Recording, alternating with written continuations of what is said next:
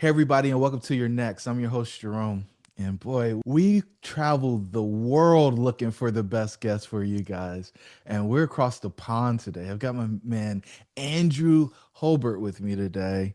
He had a huge exit. I don't ever ask for numbers. They sometimes people give numbers when they want, but he had a huge exit. He's not even 40 yet, and he's on to his next. Man, Andrew, how are you, man? Oh, amazing. Thank you so much for having me on. Appreciate this. I love talking about like the post-exit part of the story, and it's great we get to explore that today. So thank you, man. Yeah, man. We were chopping it up a little bit before we started recording, and just hearing the energy, the vibrancy that he speaks with at this juncture in this journey is exciting for me because I find a lot of people post exit, and you're a couple of years out from it. A lot of people post exit, the light goes out, but your light is shining Mm, bright. So, mm. I love to open up these conversations with a simple question, man. So, you had an exit. Yes, correct. What type of business did you build? Yeah, so very brief story. I started a real estate and property services business when I was 27, and we grew that to say 50 odd million pounds turnover over 9 years, and then managed to exit for around $100 million. It was that sort of level that we did in that 10-year period. And I was lucky enough to step back at the age of 37 and retire at the age of 37. You find me now 2 years later, so I'm 39 today. But yeah, it was all about the real estate and property services sector for me. Wow. And so many people in the US feel like real estate's the way out. They can build life. And a Mm, lot of people say, well, no, you want to go run an operating business and then invest in real estate is kind of a place for housing it. mm, You actually figured out a way to build your wealth through running a company in real estate. And, real estate operators get a lot of benefits in the US, tax advantages, so on and so forth. And so mm, that may have impacted your exit a little bit. And I actually don't like spending a whole lot of time talking about the business. I like the exit journey and then what people are mm. doing post exit. And so, and I know that's what you're passionate about right now. Yeah. The exit allowed you to do some really cool things. And so let's dive into that a little bit. So, you get to your exit, wire hits or check clears, Mm, you have the mm. money in the bank. What's going on in your mind at that point?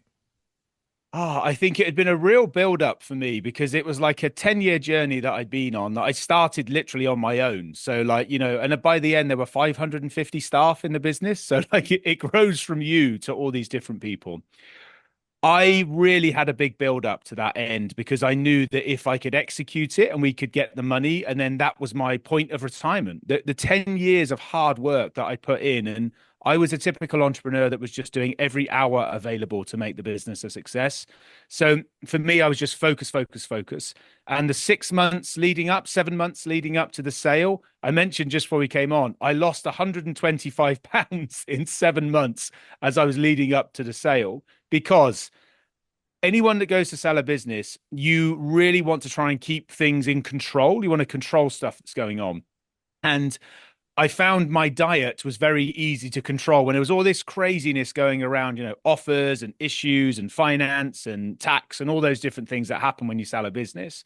So for me, like just controlling my diet on a daily basis and getting my health in check worked really well. But yeah, we have something in the UK called Lad Bible, which has like 40 million viewers, and Lad Bible picked up my before and after story. So yeah, I went through this huge weight loss thing. I wouldn't necessarily say that was healthy, but I ended up at a healthy weight at the end because I was a big guy in the first place.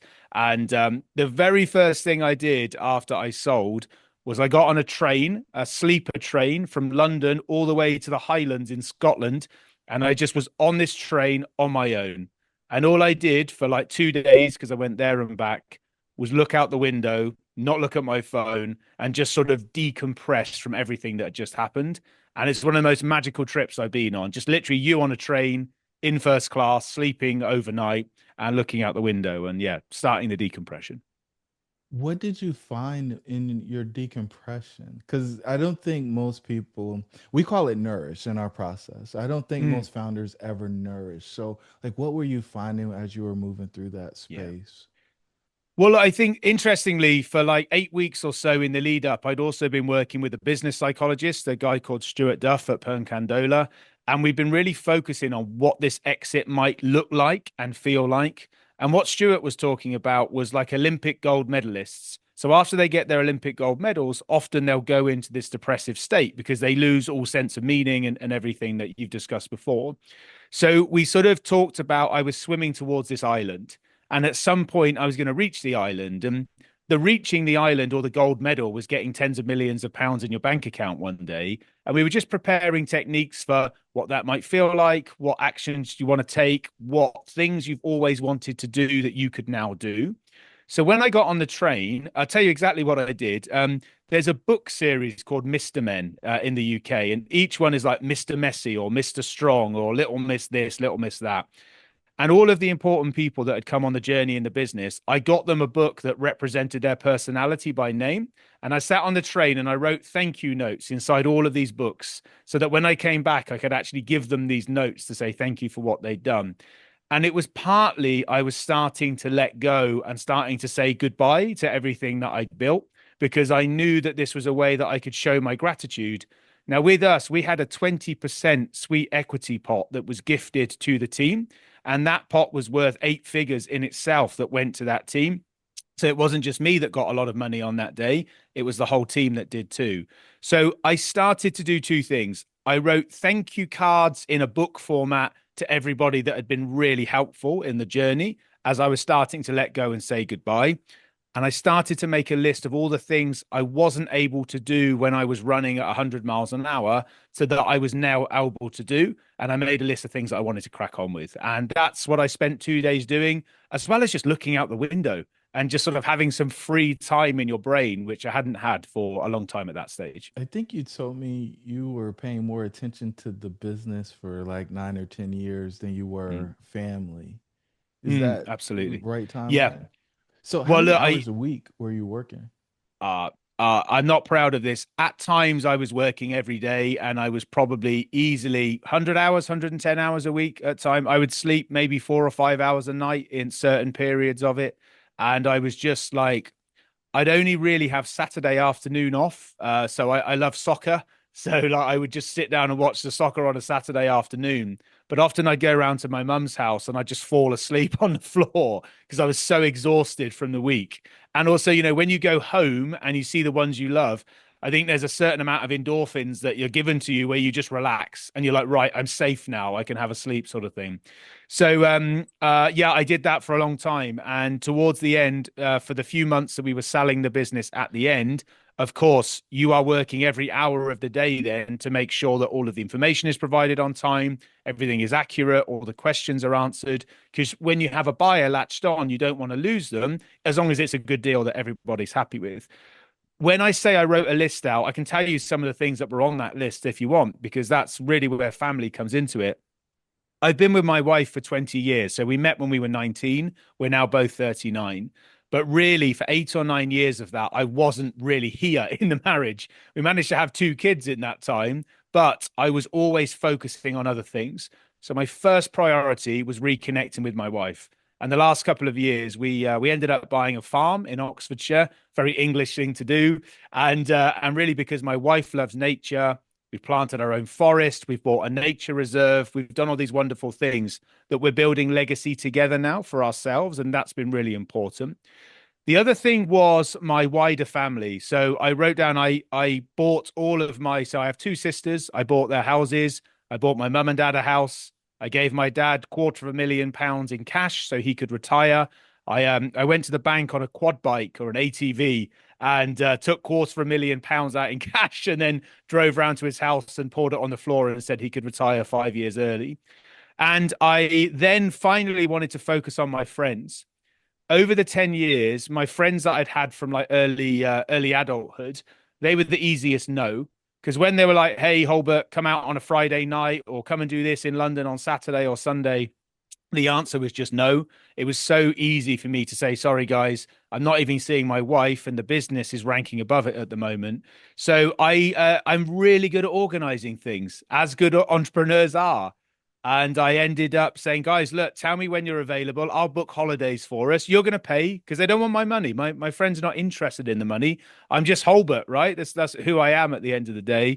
So I've organized a couple of trips. We've been away as like the group of lads, as we say, having some beers on the train and doing all that amazing thing and just reconnecting. And so when I wrote that list out, it wasn't about buying sports cars or like getting the best watch or any of that sort of stuff.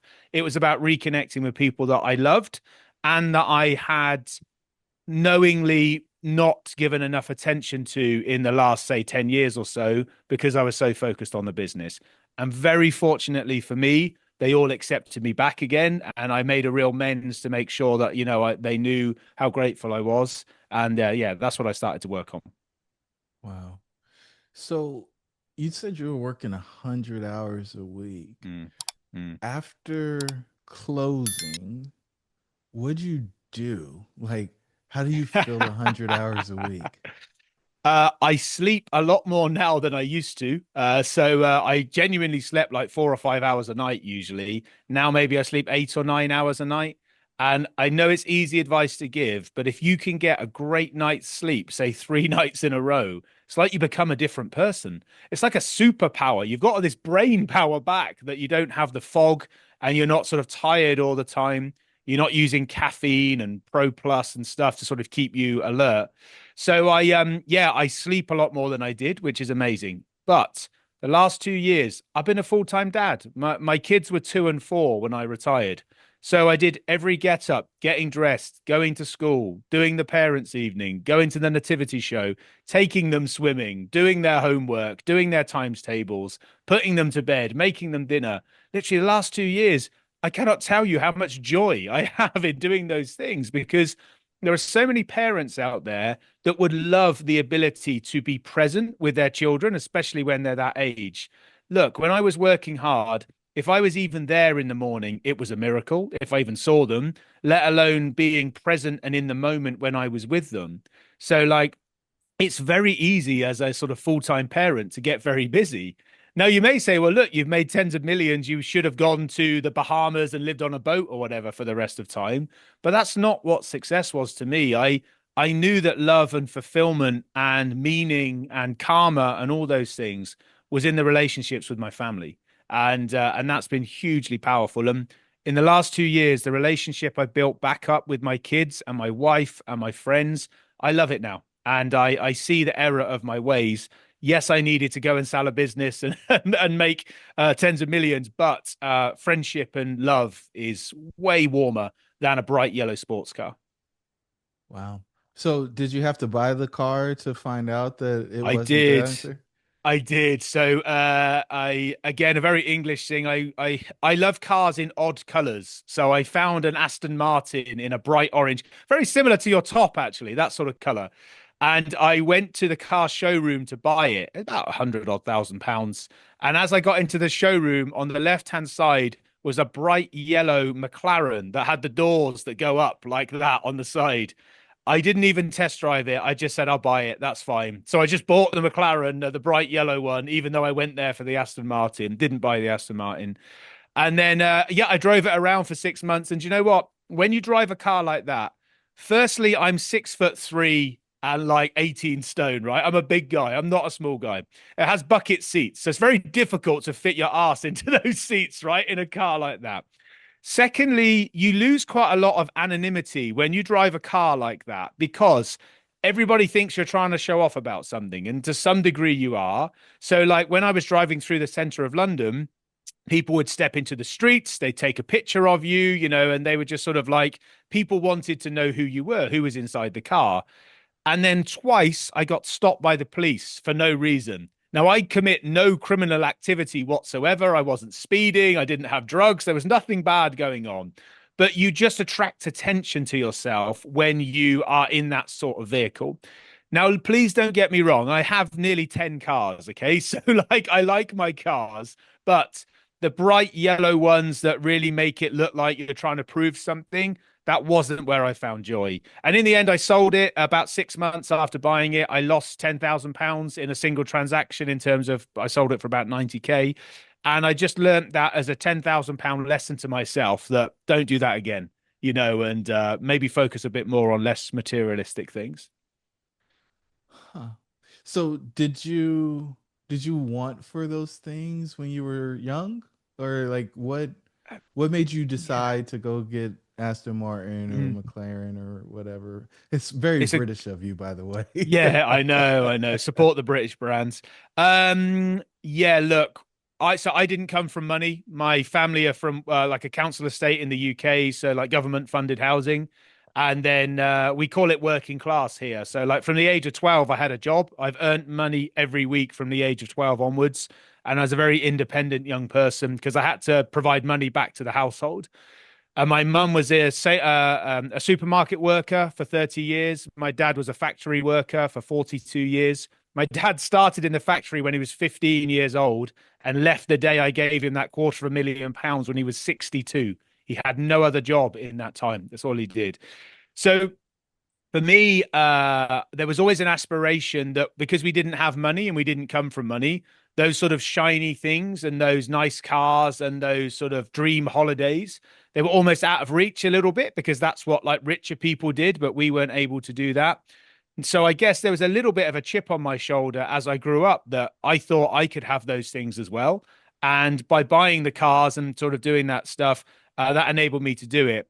But in the end, I much prefer like older cars that are cheaper, that are just sort of like you're never sure whether they're going to start when you go to the garage and try and turn them on. And when you go out in the car, you're not sure if you're ever going to make it back because they were like from like the late 50s or something. And I find much more joy in those.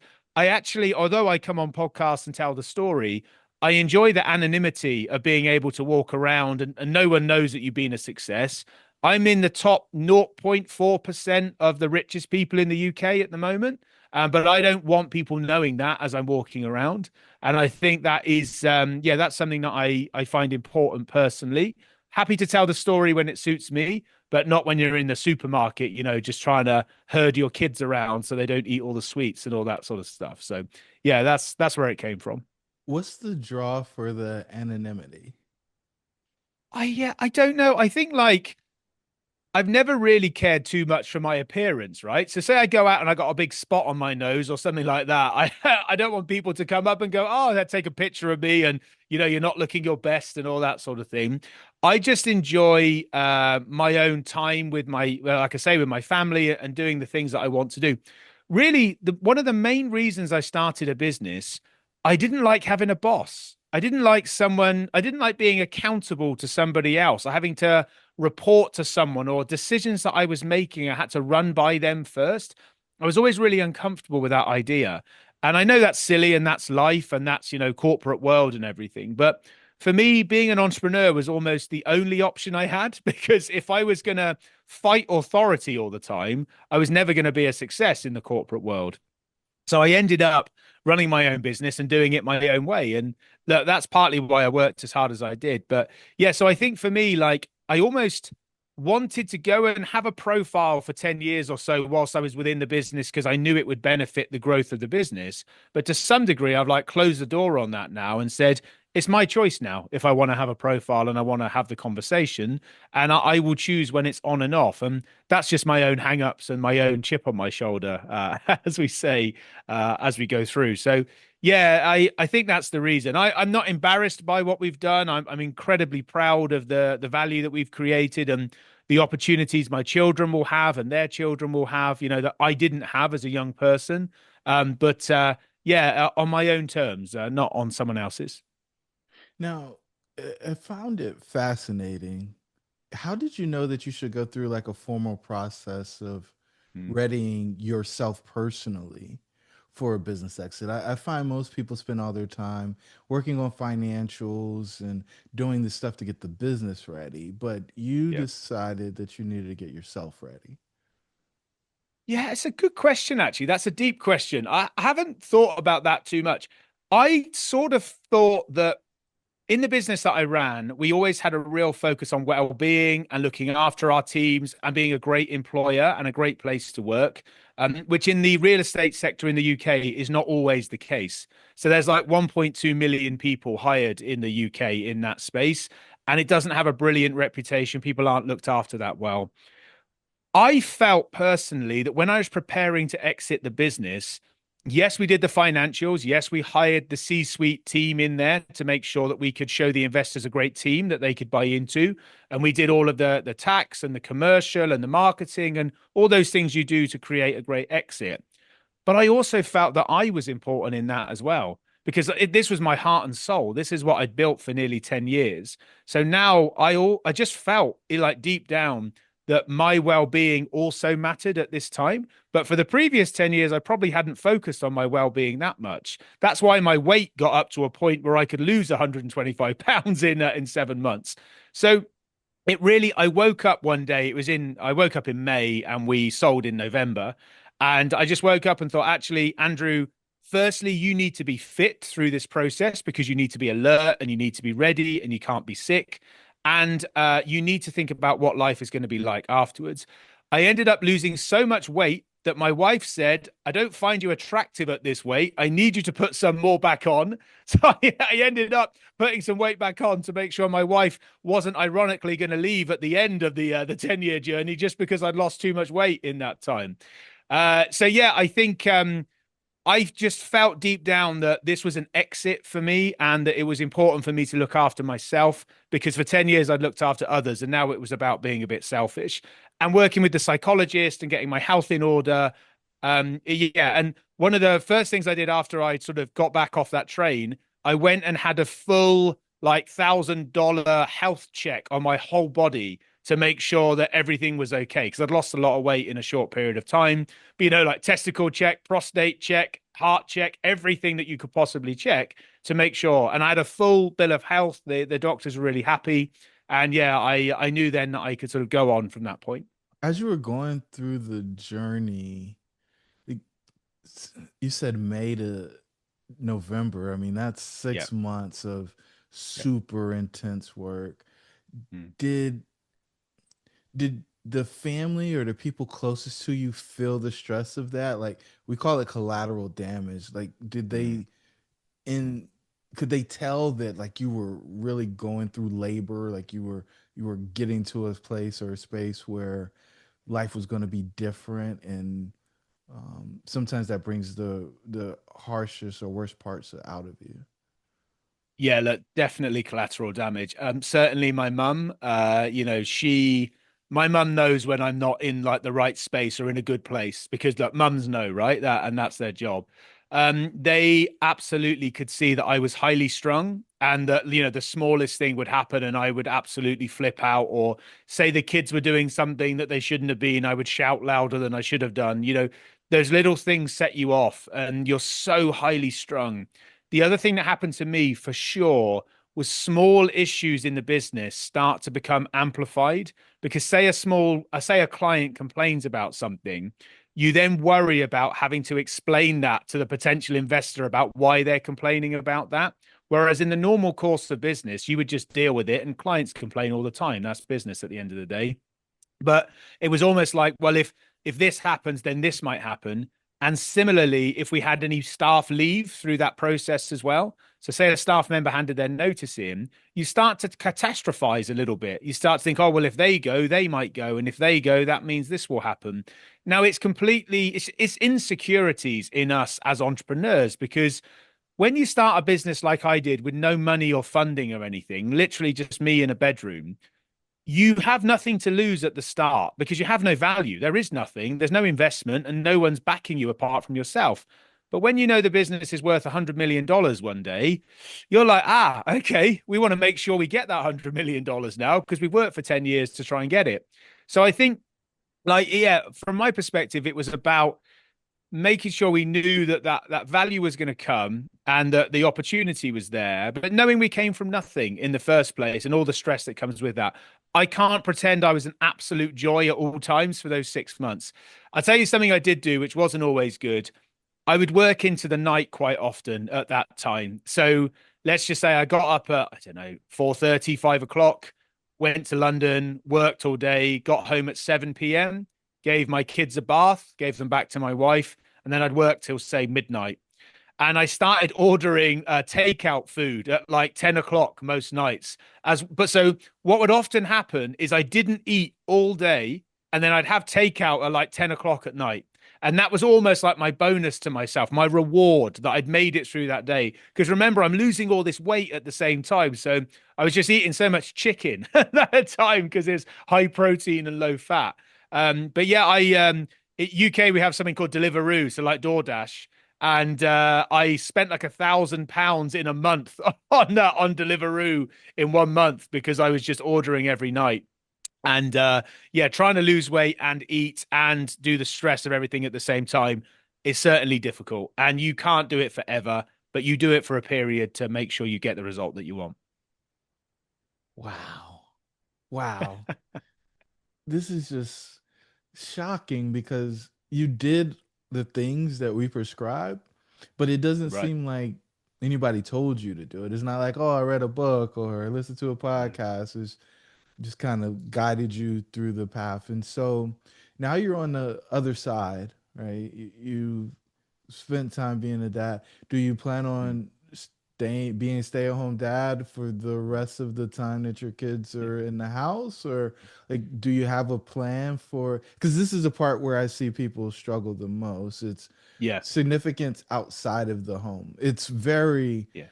yeah, I'm a dad first, right? So like Yeah. this thought of being significant in the home is something that Mm. resonates with me on a super deep level. Mm. Usually, like we helped one lady last year um basically retire so that she could be a stay-at-home mom, but it's the tell in for her. Her daughter's in high school and she's divorced and so on and so forth.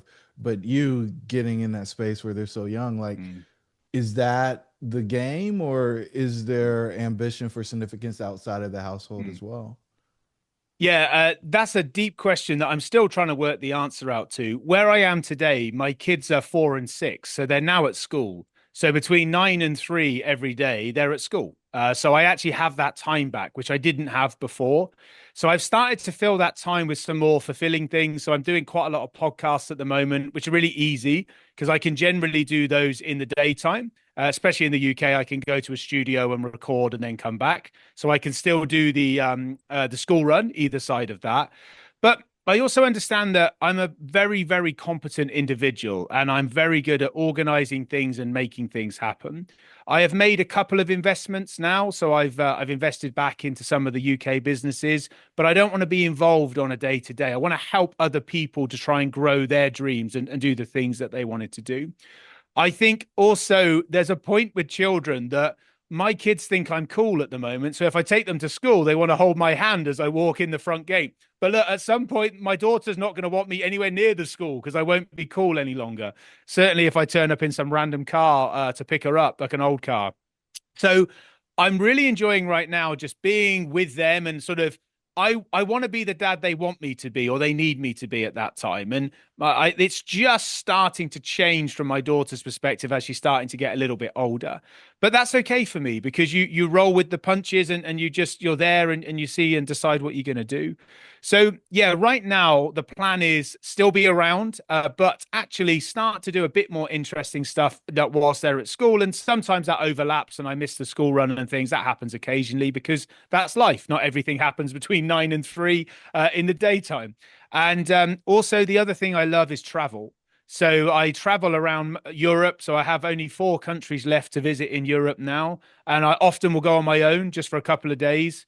Great thing to do in terms of like decompression. So, for example, I just did a trip last week where I went to Estonia, Latvia, and Lithuania, where it's minus 15 degrees. And I got a coach all the way like 2,000 kilometers from top to bottom over a couple of days. And like that's amazing because it's just you and a backpack. I'm not trying to meet anybody. I'm not trying to do anything stupid. I'm just trying to explore and experience those places. And yeah, just sort of have those feelings back of time and that it's the window time. There's a real wonderful thing of being able to look out the window and not feel the pressure of everything else that's going on.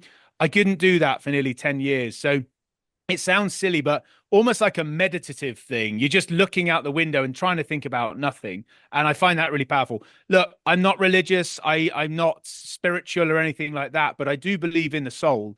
And I do believe that it's incredibly important what you're thinking is going on in here and how you feel in here. And that's an individual conversation we all have with ourselves on a daily basis. And yeah, my soul just likes being free, adventure. I love food as well. I mean, I love going to bakeries in like Eastern Europe. I mean, that is amazing. And yeah, so it's a bit of a mixture. I want to be around, I want to do a little bit more, and I love to travel. And yeah, it's a bit of all of those things mixed together, I think, with the kids. Wow. Wow. So that's something I'm curious about. So many people will do the nanny thing when they have an exit at this Mm, magnitude. And then the parents will go off and kids will stay because they need their routine, or they hire a tutor and then everybody goes. Um, it seems like you and your wife have figured out like this independence thing where you can kind of go and they're not forced to come do the same thing. mm. Is that intentional and deliberate, or that just kind of how Yeah. things grew because you were so focused on the business over the Yeah. past decade? No, I think that's intentional and deliberate. Look, my wife is an amazing woman and she loves being a mum, right? She had a career in publishing, and then when we had our second son, she finished working at that stage, and luckily financially she was able to retire as well through this event. So she loves being a mum. That's like her big thing at the moment is literally doing that. We don't have a nanny, we don't have any help, we don't do any of that because we want to be present and we want to be part of their lives. Yeah, in the UK school system, you can pay for them to go to private school to have like a private education. We're unsure if we're going to do that. We don't have any extra tutors or anything along those lines. We're trying to live a relatively normal life. Partly the reason I bought the farm where I am here is we want the children to not be on iPads. So we don't want them to be thinking about IT all the time. We want them to be out understanding how food is grown or how trees how trees grow or what's happening in nature. So for us, it's way more important that we give them that opportunity. And like last summer, my dad and I, we spent about 6 weeks building this giant tree house in the middle of our garden so that the kids have like this huge play frame in the middle that they can just go out the doors and play in the sunshine for the few days of the year that it's sunny in the UK. And but for us, even at night time, this sounds ridiculous, but it's true. So I have a 4x4 quad bike or an ATV, and at night time, we'll just go out into our fields that we have out the back and go and see if we can see any nighttime wildlife. And the kids are all wrapped up in coats and gloves and they're freezing cold. And we'll come back and have some like hot milk or whatever. But like I love the fact that they want to do that more than say watch whatever show they're trying to watch on Netflix at the time. And for me, it's really important as a father that we continue to bring them up that way until they're ready to make their own choices. Now, please don't get me wrong. Parenting is hard. If people use iPads and phones to parent, absolutely their choice. And that's not a judgment from my side. But for me, I want them to be at one with nature. And we planted a forest on our land, about nearly 1,600 trees, that sort of level. And I hope over the next 100 years, it will develop into this forest that will be part of my legacy. So, yes, that's really what we're working on and what's important to us. Wow. The independence is interesting. The independence and then the codependence and Mm, figuring out how it all fits together. I find a lot of people come to this place of being work optional and then mm, figuring out schedules. It becomes pretty challenging with, mm, you can make people so busy. 2 and 4 is kind of early for the kids to be going everywhere, but they're doing yeah. sports and they're in this and they're in that. And like they can have schedules more complicated than the parents had when they were in business. Um, man, there's Mm, so much here, man. I just again I love how vibrant you are. Like life is if it's almost as if you've got the tiger by the tail and it's just like here we are doing the thing and it's as I dreamed. So often we have founders that are struggling. They mm, are questioning like am I who am I without the mm, business? Does my life have a meaning now that I gave up that portion of my identity? Now, mm, we didn't talk about this, and I'm very curious. And I don't know how you could, but I'm gonna ask anyway. Were mm. you able to keep your identity separate from the business? No, not at all. My personal brand was all built around the business. So my business was called Pareto. So like Andrew was Pareto and Pareto was Andrew for a long time. But that worked for me because before I started the business, I'd worked in the real estate sector in a corporate business for like 6 years, and I built my personal brand up with like awards and articles and just being known within the sector from a networking perspective. So when I started the business, I just threw my brand at Pareto, my personal brand. Now, what my personal brand is about being a brilliant social person. So I'm very generous. I'm very social. I'm doing lots of work to try and support people, lots of charity work. So I was able to bring all of those values that I had as an individual into the business. Now, it got to a point where we were going to exit, or excuse me, I was going to exit the business. So I needed to bring a team in that could actually take over all of those different parts of the roles so that when the new investor came in, they could see that there was a brilliant team that was ready to take over. So we started building that team about a year before the deal was done.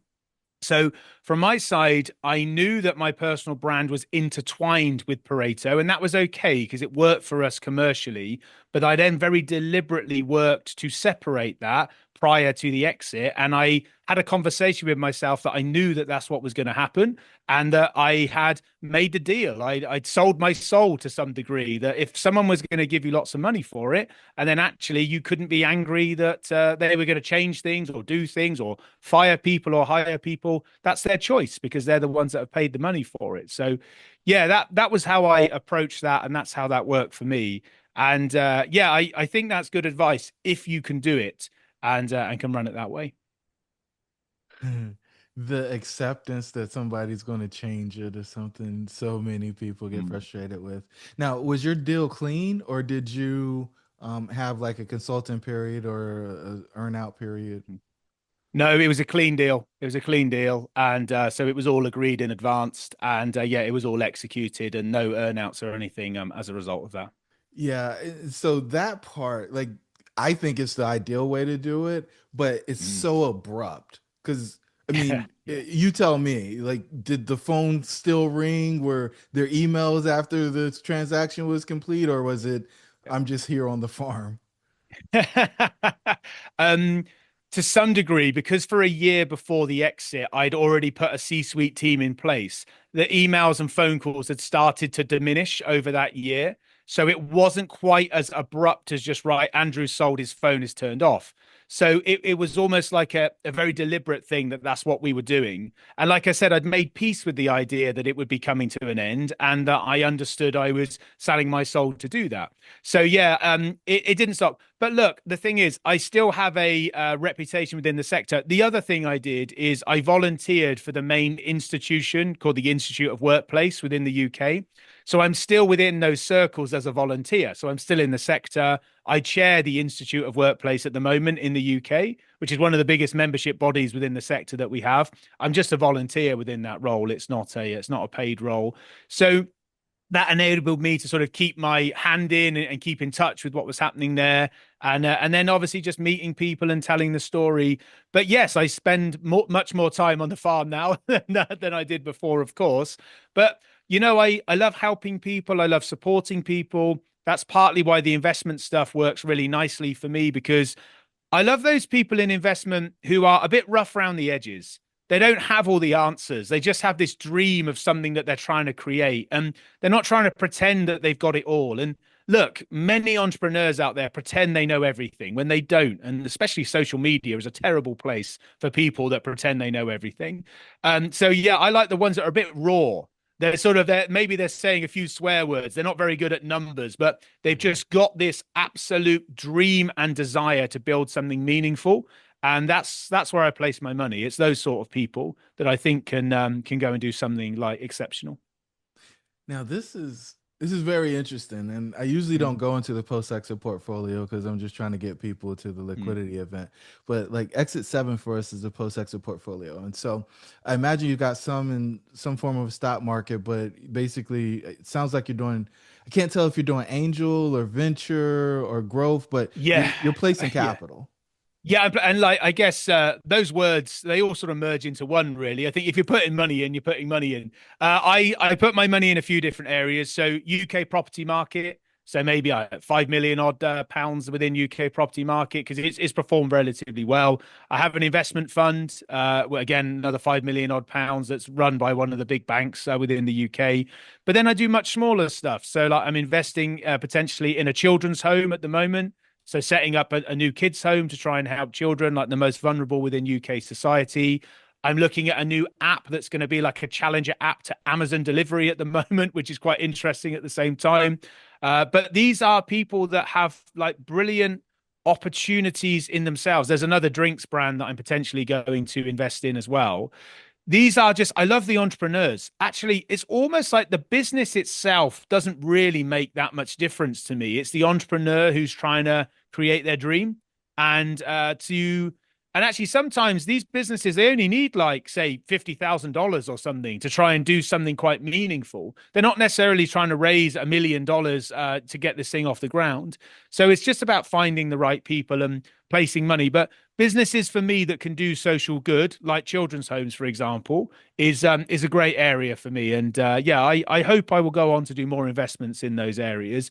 But I'm not looking to get involved on a day-to-day basis. I'm happy to be out on the quad bike picking berries to make some jam instead. It seems like you wanted to get back down to the simpler things. It seems Yeah. a lot of people like more complexity, more flash, more glamour, and you're like Mm. less, less, Mm. less. Well, because like you're completely right, but I don't want the hassle. I don't want to wake up in the morning and my phone has got 50 alerts on it that I need to respond to. I am very fortunate in a financial situation that I likely don't need to earn more money or make money again in my lifetime. So why would I make it difficult for myself? I have a friend of mine, Jimmy, and he says, he calls me Hulbert. Hulbert, why are you even doing podcasts? He's like, just go, just forget it, right? You've made the money, you've done it. Just go and be yourself. And I'm like, yeah, but to some degree, I want to help inspire other people to go on a similar journey to what I did because I'm nothing special. I don't come from any special background. I don't come from money. I didn't have investment, and we were able to build something from nothing, literally. And I don't believe everybody can do that, but I think certain people with the right mindset can have a go. And look, still in the UK, 80% of new businesses fail. So it's not easy to run entrepreneurial businesses. But for some people, they may just crack it. And we were very lucky. We did. We grew every year. We made more profit every year. And, we exited at a good time. So for us, it just worked. Now, I know that's not normal in business. But yeah, I hope to inspire some people that they can do the same. Wow. And to me, that's the magic. And I think Mm, it's very um, coherent with mm. who you are. You Thank you. want to inspire somebody else to do the same. And I'm glad that you're not leaving it behind and forgetting about it because there are so many people out there who have this ambition, they have this dream. I think for me, the cars is the thing that I Mm, wanted when I was a kid. And, mm, if a kid walks up when I'm in the car, then the kid gets in the car and they could take the picture, they get to see the touch, they get to feel the thing versus seeing the thing or dreaming about the thing. And to me, that is important, not because of the thing, but because of the experience that comes from the thing.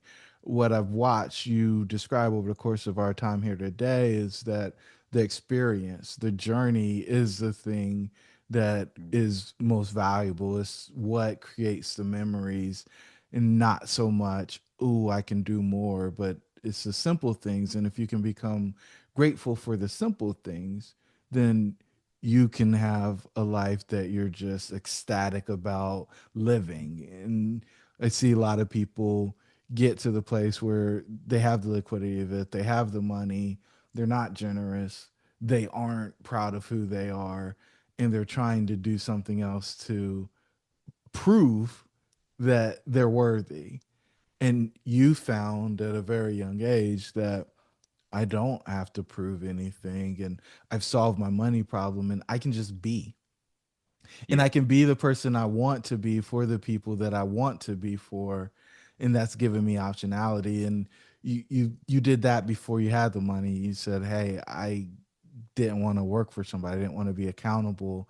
I wanted to I didn't want to have to deal with authority." Like you, and then when you add the money into it, you truly embrace this concept of being work optional and being free. And I think people put freedom in a space where it's like, oh, well, I've got to have all these things going on to be free. And you're like, No, freedom is actually having less things and only the things that I really want to have as an obligation. And so I found this very, very, very inspiring, and I think the listeners will as well. Um, I like asking this question because I think hindsight is 2020. If you had to go through the thing again, right, from the beginning, if you had to pick one thing that you would do different, or like it was an aha moment and you wish that you didn't have to learn that lesson through your own experience, like you wish somebody would have told you, Yeah. what is that thing? I would have invested in the overhead team earlier in the journey. I bootstrapped for like 6 years, 7 years, probably doing 6 or 7 jobs myself. And the time we then invested into a proper like set of senior management team in like marketing and finance and operations and legal and everything, we had huge boost in growth off the back of that overhead investment. So I always question myself, had I have made that investment in say year 3 instead of in year 7, would we have been able to do the journey even quicker? Who knows? And that's an impossible question to answer. But I was always trying to, because I didn't have money to start with, I tried to bootstrap everything. I tried to do everything myself on the cheap. And the minute we started investing in the senior team, we just flew. So in one year, we made, say, $20 million. We invested in that team. The next year, we went to what, $35 million in like the following year. So we grew enormously. And then the following year, $45 million. So, like, after investing into that team, it just boosted our growth really significantly and took a little bit of the pressure off. Not all of it, but a little bit of the pressure. So, probably I'd have hired people earlier and given them more responsibility earlier. But I was such a driven upstart entrepreneur. I'm not sure you could have convinced me at the time that that was the right thing to do. But like you say, hindsight is 2020, and that would have been a better idea, I think, for me. Wow. I think so many people are scared to hire because it's Mm. like real responsibility. And if you're adding overhead, then conceptually you're taking money out of your pocket. Yep. But Yep. you found the inverse to be true. The inverse being investing in people created more for everybody. It supercharged really it supercharged the sales engine of the business and enabled us to take on bigger opportunities and bigger contracts and grow really quickly. Because yeah, look, but in 2 years, like I said, we went from $20 million to $45 million in 2 years. You know, huge, huge growth off the back of that overhead investment. Now, maybe it was lucky that it all happened at the right time and the right customers came on board and all those different things. But without the investment in that team, we wouldn't have grown at that rate. And or we would have grown at the rate, but we would have fell over because we didn't have the team there to actually make it all happen with the processes in place. I absolutely feel that risk of employing overhead, because let's just say it's going to cost you $90,000 to employ that overhead. That's $90,000 off the EBITDA at the bottom line at the end of the day. That's profit gone. And it feels you work so hard to protect that profit, let alone what cash implications it will have for you as a small business as well, losing that 8,000 a month in cash too. So I get that question, but when the time's right, it's perfect to supercharge through overhead investment. And sometimes, look, entrepreneurship's risky. Sometimes you just got to take the risk and see what happens. And that's the joy and the pain of being an entrepreneur at the same time. You're a gambler at the end of the day, and that's what you're trying to do. I remember talking to Ben Hardy. He wrote this book called 10X is Better Than 2X. And I was Right. going through the process of making a 10X change versus a 2X change. And they said the book doesn't talk about the drawback when you make that shift. And basically, I think you talked about a 10X versus a 2X change for your business. When you added the overhead, you saw the profit shrink. Did you question in that space, that time frame between like the investment being made and the return being generated, if you did the right thing? Yeah, oh look, the day we hired the overhead, I questioned whether we did the right thing because I knew that because we invested like a few hundred thousand into overhead at that time, so we went very bold to go for the growth. Yes, I was nervous about it, absolutely. And yes, there were times when I thought it wasn't going to work. But very luckily for us, the growth came really quickly with it. So we didn't really have time to worry that it wasn't happening. Of course, 12 months later, if we hadn't grown as a business and we still had all that overhead in it, I would have been very nervous and I probably wouldn't have wanted it going into the following year. But we were very lucky. We invested, it worked, we grew very profitably, and it all just worked out for us at the right time. It was a gamble, but it was the right time, and we found the right opportunities, and we grew it well at that stage. So, last question. Probably not the last question, but I'm gonna ask. Like, did you have like a business coach? Was there a mentor? Was there an advisor? Like, the wisdom in the decisions that you made, um, I believe far exceed your years on this planet. So, where was the insight coming from? Yeah. I can honestly say no. We didn't have a business coach. We didn't have a mentor. I've never been mentored in my time. I really struggle with mentors from my side of things because I mentor other people, but I've never been mentored myself. Look, we hired a senior group of people that had run successful businesses previously.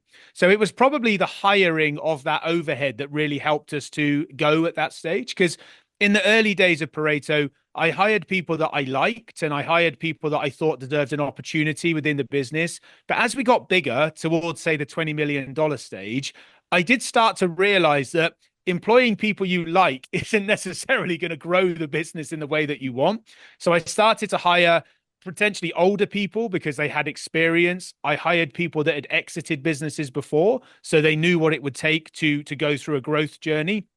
And look, this stat is real.